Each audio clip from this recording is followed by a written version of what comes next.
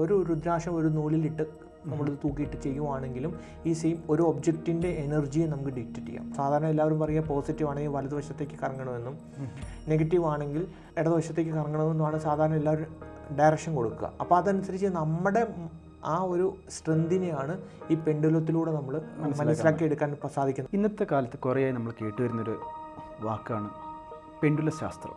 അത് നമ്മുടെ ജ്യോതിഷം, പ്രത്യേകിച്ചും എനർജികളെ കണ്ടെത്താൻ വേണ്ടിയിട്ട് ഉപയോഗിക്കുന്ന ഒരു സംഭവമാണല്ലോ. അതിനെക്കുറിച്ചൊന്ന് വിശദീകരിച്ച് തരാൻ പറ്റുമോ? നമ്മൾ പെൻഡുലം എന്ന് പറയുമ്പോൾ നമ്മൾ ശരിക്കും ഉദ്ദേശിക്കുന്നത് നമ്മൾ നെഗറ്റീവ് എനർജിയെ കണ്ടുപിടിക്കാനുള്ള ഒരു ടൂളായിട്ടാണ്. നെഗറ്റീവ് എനർജി മാത്രമാണോ അതോ പോസിറ്റീവ് എനർജി? നമുക്ക് അതിൽ രണ്ടും പറ്റും. നെഗറ്റീവ് ആൻഡ് പോസിറ്റീവ് രണ്ട് എനർജിയെ ഡിക്റ്റേറ്റ് ചെയ്യുക എന്നാണ് നമുക്കത് കൊണ്ട് ഉപയോഗിക്കുന്നത്. അതിപ്പോൾ പല മെത്തേഡായിട്ട് നമ്മൾ യൂസ് ചെയ്യുന്നുണ്ട്. നമ്മൾ പെൻഡുലമായിട്ട് നമ്മളൊരു ക്രിസ്റ്റൽ യൂസ് ചെയ്യാം.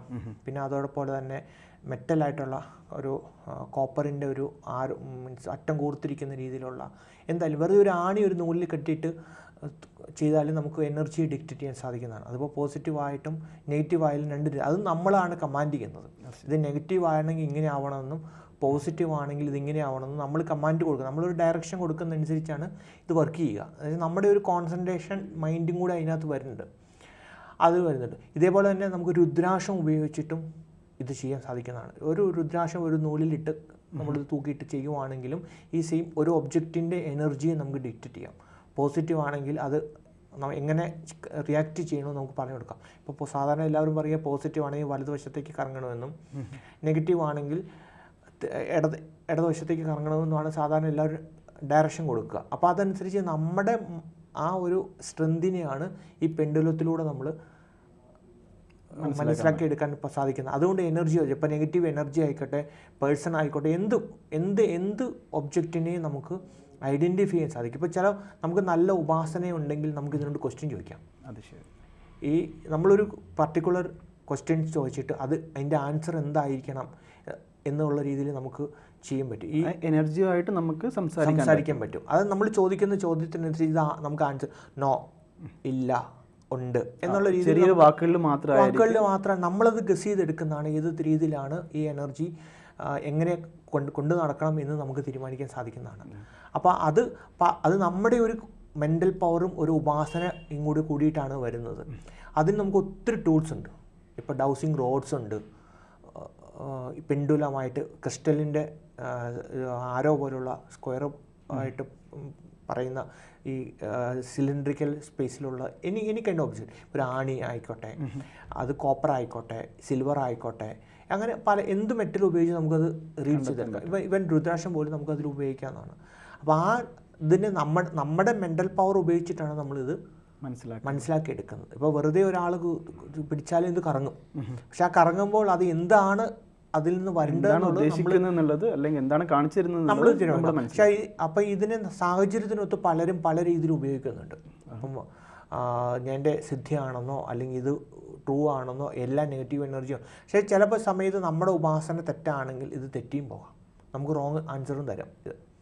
അപ്പോൾ അത് നമ്മുടെ എത്രമാത്രം ഈ ഒരു പെൻഡുലത്തോട് അടുത്തിരിക്കുന്നു അതിനെ ബേസ് ചെയ്തിട്ടാണ് അതുകൊണ്ട്. പിന്നെ അതേപോലെ തന്നെ ആ ഭൂമിയുടെ എനർജി, നമ്മൾ നിൽക്കുന്ന സ്ഥലത്തെ ഒരു സ്പേസ് എനർജിയും കൂടെ ഇതിനെ സ്വാധീനിക്കും.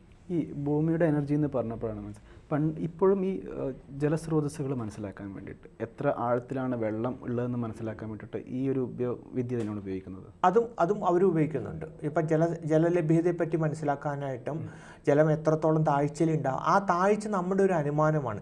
ഇത് കറങ്ങുന്ന ഒരു സ്പീഡ് ബേസ് ചെയ്തിട്ടാണ് നമ്മൾ ജലത്തിൻ്റെ എനർജിയുടെ ഇത് പറയുക. എത്രത്തോളം വളരെ സ്ട്രോങ് ആയിട്ട് കറങ്ങുമെങ്കിൽ അല്ലെങ്കിൽ മൂവ് ചെയ്യുമെങ്കിൽ അവിടെ തീവ്രമായിട്ടുണ്ട്. ചെറുതായിട്ടാണെങ്കിൽ കുറേശ്ശേ ഉള്ളൂ എന്നാണ് പറയുന്നത്. അപ്പോൾ ഈ ജലം മാത്രമല്ല, എന്ത് എനർജി ഭൂമിയിലുണ്ടാകുന്ന മാഗ്നറ്റിക് എഫക്ട്സ് ആണ് മെയിനായിട്ട് നമുക്കിത് മനസ്സിലാക്കാൻ സാധിക്കുന്നത്. പക്ഷേ അത് ആളുടെ ഒരു മെൻ്റൽ കോൺഫിഡൻസിനെ ബേസ് ചെയ്തിട്ടാണ് നമ്മൾ റീഡ് ചെയ്യുന്നത്. ഇപ്പം നമുക്കിത് മെറ്റൽ റീഡ് ചെയ്താലും നമുക്കതുമായിട്ട് കമ്മ്യൂണിക്കേറ്റ് ചെയ്യാൻ സാധിച്ചില്ലെങ്കിൽ നമുക്ക് ആൻസർ കിട്ടില്ല. അപ്പോൾ ആ ആൻസർ കിട്ടണമെങ്കിൽ നമുക്കിതുമായി ഒരു അലൈൻമെൻറ്റ് കിട്ടണം. ഈ ഉപയോഗിക്കുന്ന ടൂളുമായിട്ടൊരു അലൈൻമെൻറ്റ് കിട്ടിക്കഴിഞ്ഞാൽ നമുക്ക് എനർജി വെച്ചിട്ട് ഇത് റീഡ് ചെയ്തെടുത്ത് നമുക്ക് എന്താണ് വേണ്ടത്. ഇപ്പോൾ അത് മെറ്റൽ എനർജി ആയിട്ട് ഇപ്പോൾ ഒരാളുടെ ഫോട്ടോ തന്നു, ആൾ ലൈവാണോ എലൈവാണോ നമുക്കറിയാൻ പറ്റും, കണ്ടെത്താൻ പറ്റും. വെച്ചാൽ ആളുണ്ടോ ഇല്ലയോ, ആളുടെ എനർജി എന്താണ്, അത് നമ്മൾ ക്വസ്റ്റ്യൻ ചോദിക്കുകയാണ്. അപ്പോൾ ആളുണ്ടെങ്കിൽ ഇത് പണം, ഇല്ലെങ്കിൽ ഇത് വരണം, നമുക്ക് ചെക്ക് ചെയ്യാം. അതെങ്ങനെയാണ് ഈ എനർജി എങ്ങനെയാണ് അപ്പോൾ നമ്മൾ ആൾക്കാർ ജീവനുണ്ടോ ഇല്ലയോ എന്നുള്ളത്? അല്ല, അത് നമ്മളൊരു രൂപം മനസ്സിൽ ഇപ്പം ഇത് റീഡ് ചെയ്യുന്ന അനുഭവമാണ് അതൊക്കെ. റീഡ് ചെയ്യുന്ന ആള്, ഈ ഫോട്ടോയിലുള്ള ആള് എങ്ങനെ ഇരിക്കും, ഇയാൾ ഉണ്ടോ ഇല്ലയോ എന്ന് നമ്മളൊരു ക്വസ്റ്റ്യൻ നമ്മൾ ഈ ഭൂമിയോട് ചോദിക്കുകയാണ്, അല്ലെങ്കിൽ പ്രപഞ്ചത്തോട് ചോദിക്കുകയാണ്. പ്രപഞ്ചത്തോട് ചോദിച്ചിട്ട് അപ്പോൾ അതിൽ നിന്നൊരു ആൻസർ നമുക്ക് ഈ പർട്ടിക്കുലർ ടൂളിലൂടെ തരികയാണ്. അപ്പോൾ അത് നമ്മൾ ടോസ് ഇടുക എന്നൊക്കെ പറയില്ല. അതെ.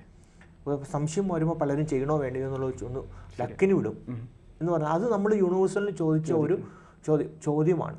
അപ്പോൾ അതുപോലെ തന്നെയാണ് ഇത് നമുക്ക്. പക്ഷെ അത് നമുക്ക് പ്രോപ്പറായിട്ട്, അപ്പോൾ നമ്മുടെ എനർജി കറക്റ്റ് ആണെങ്കിൽ, അല്ലെങ്കിൽ നമ്മുടെ അലൈൻമെൻറ്റ് കറക്റ്റ് ആണെങ്കിൽ നമുക്ക് ഇതിന് പ്രോപ്പർ ആൻസർ കിട്ടും.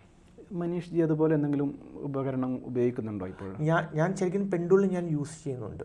നമുക്ക് ചില സാഹചര്യങ്ങളിൽ, ചില വീടുകളിൽ ചെല്ലുമ്പോൾ ആ വീട്ടിൽ നെഗറ്റീവ് എനർജി, ക്ഷുദ്രപ്രയോഗം എന്ന് നമ്മൾ പറയുക, അങ്ങനെ എന്തെങ്കിലും അത് ഒരാളെ നശിപ്പിക്കണം എന്ന് വിചാരിച്ച്, അല്ലെങ്കിൽ അതിനു വേണ്ടിയുള്ള എന്തെങ്കിലും മന്ത്രത്താൽ യന്ത്രത്തകിടുകളോ അല്ലെങ്കിൽ എന്തെങ്കിലും വസ്തുക്കൾ കൊണ്ട് സ്ഥാപിച്ചിട്ടുണ്ടെങ്കിൽ നമുക്കൊരു എനർജി ഫീൽ കിട്ടും. ആ എനർജി ഇത് എവിടുന്നാണ് വരുന്നത് കണ്ടുപിടിക്കാനായിട്ട് നമുക്ക് ഈ പെൻഡുലം സ്ഥലത്തു നിന്നാണ് നമുക്ക് കണ്ടെത്താൻ പറ്റും.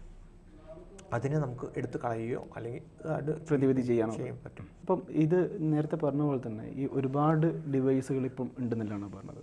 അപ്പം അത് ഏത് ഭാഗത്താണ്? ഇന്ത്യയുടെ ഈ നമ്മുടെ സൗത്ത് ഭാഗത്താണ്, നോർത്ത് സൈഡിലാണ് കൂടുതലായിട്ട് ഉപയോഗിക്കുന്നത്? അത് പലരും പല ഏരിയയിലും യൂസ് ചെയ്യുന്നത്. ഇപ്പം നമ്മൾ ഇന്ത്യ എന്നല്ല, വേൾഡ്, ലോകത്തെല്ലായിടത്തും ഈ പെൻഡുലം യൂസ് ചെയ്യുന്നുണ്ട്. അത് ഈ പറഞ്ഞ പോലെ ഓരോരുത്തരും അവരവരുടെ ഒരു മെത്തേഡാണ് യൂസ് ചെയ്യുന്നത്. ചിലർ ക്രിസ്റ്റലാണ് യൂസ് ചെയ്യുന്നത്. അതൊരു ഹീലിംഗ് പാർട്ടായിട്ടും ക്രിസ്റ്റൽസ് യൂസ് ചെയ്യുന്നുണ്ട്. അതേപോലെ തന്നെ ഈ എനർജിയെ ഡിക്റ്റേറ്റ് ചെയ്യാനായിട്ടും എനർജിയെ കറക്റ്റ് ചെയ്യാനായിട്ടും നമുക്ക് ഉപയോഗിക്കാം. കറക്റ്റ് ചെയ്യാൻ പറ്റും. ഈ വീട്ടിൽ നമ്മുടെ ഒരു റൂമിനകത്തുള്ള എനർജിയെ നമുക്ക് ബാലൻസ് ചെയ്യാം. ഇപ്പം നമ്മൾ ഈ ഷൂട്ട് ചെയ്യുമ്പോൾ ലൈറ്റ് വെച്ചിട്ട് നമ്മുടെ ഇവിടുത്തെ ലൈറ്റിങ്ങിനെ അറേഞ്ച് ചെയ്ത പോലെ നമ്മുടെയുള്ള എനർജീനെ നമുക്ക് പ്ലാന്റ്സ്, കളർ തെറാപ്പി, ഇതുപോലെ ഓരോരോ ഒബ്ജക്റ്റുകൾ വെച്ചിട്ട് നമുക്ക് അറേഞ്ച് ചെയ്യാൻ സാധിക്കും. അപ്പോൾ എന്ന് പറയുന്ന പോലെ ഈ എനർജീനെ ഡിക്റ്റേറ്റ് ചെയ്യാനാണ് നമ്മൾ ഈ പെൻഡുലം യൂസ് ചെയ്യുന്നത്. അതിൽ റോഡ്സ് ഉണ്ട്, അത് ഓരോ സ്ഥലത്തും ഓരോ രീതിയാണ്.